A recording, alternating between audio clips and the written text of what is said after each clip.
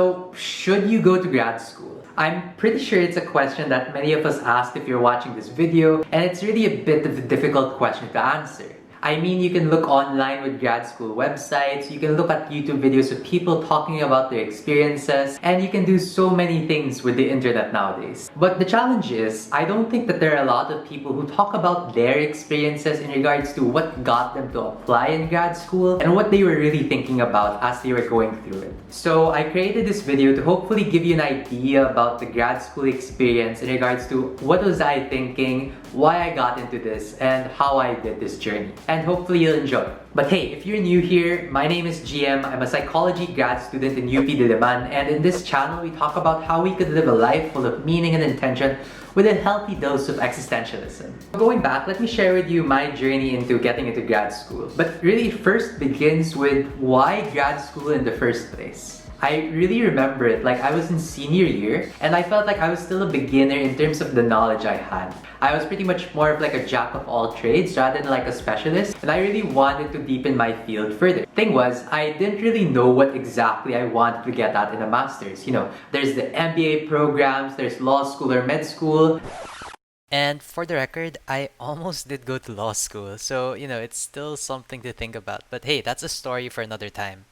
There are also a billion other courses or other programs that you can take, and I had no idea exactly what I wanted to do in masters. And if you look at many of the requirements for admission in grad school, a lot of them will ask you, why are you trying to get into this program? What do you want to get out of it just beyond the learning? And what do you plan to do in the future? And for me, a senior in college, it wasn't exactly clear for me. So I decided that grad school wasn't right for me right after college. I decided I might as well work, get some experience, and learn about all the things that I'm interested in and not interested in. Fast forward 4 years, I got to become an HR person working in recruitment, also working on the more tech or operations side of things with reports. I got to work as a UX researcher, involving myself in practically everything, working on like the product, the strategy, and marketing of different apps and interfaces and services. And I even attended certain executive educations of like innovation fellowships or like design with the D school, which really helped expand my thinking. Needless to say, I got a taste of what are the things that I might be interested in and what are the things that I'm not so interested in. Now, my experience in being a UX researcher really opened my eyes to what I'm really interested in, behavior and behavioral science. After all, with UX research, you really have to think about how to meet people where they are, not just in terms of the product, the strategy, and marketing, but you need to know the perspective of the customer. And for you to be able to understand their perspective, you really have to think about it behaviorally. And once my eyes were open to that idea of behavioral science and really pursuing that, I felt like my growth as a UX researcher started to hit a ceiling. What I was learning was less on things on behavioral science and behavior, but really more focused on advancing the business goals, which,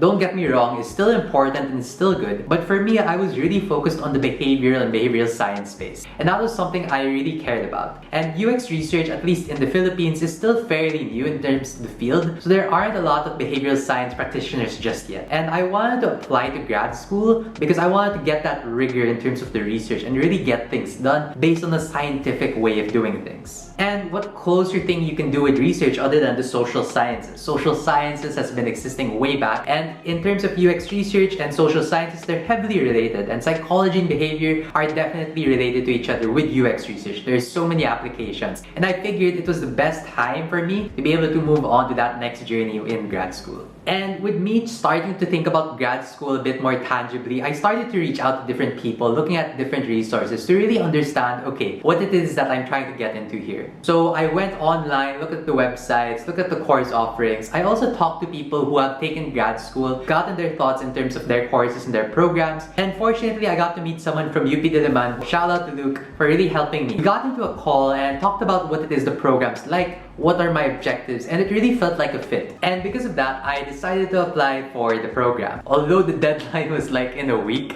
but that's another story for another time. And here I am, thankfully having been accepted and sharing this journey with you. Looking back in terms of my journey, there was a lot of figuring things out, and experience was really a great teacher. So if any of you guys are thinking about whether to go to grad school or not, I think you really just need to step back right now and think as early as now what it is that you're interested in, what are the things that really catch your attention, and what it is that you can do to really experience more of those things to see if grad school is the right fit for you. It's because these experiences will really help you gauge whether grad school is fit for you or not, or that specific program is really something you want to do. Because after all, the last thing you want to do is spend out like 2 to 3 years in grad school only to realize that you don't actually want to do a career in that field. Really, grad school is really helping you become a master in terms of the field that you want to specialize in. And hopefully with the grad school you want, that's something that you're very interested in. It's not just a matter of getting that title of like a master's degree. Really, there's no rush in taking grad school again, right? Like it took me 4 years after college to figure out that it's what I want to do. I'm sure there are many people who are taking grad school only in like their 40s, 30s, 50s. It doesn't really matter. What matters is that it's your personal journey. So don't measure yourself in regards to whoever else is in that journey as well, but really think about what it is that matters for you. So I hope this helped you figure out whether grad school is going to be a fit for you or not, or at least the questions that you have to ask yourself as early as now. And if you have any more questions about the grad school experience in terms of like the application, the journey, my experience right now as a grad student, feel free to leave a like, comment, and subscribe just to keep updated. And in the meantime, while waiting for that next video, feel free to check out my video talking about the book that changed my life on life design. So till the next video, can't wait to see you guys next time. Bye and see ya.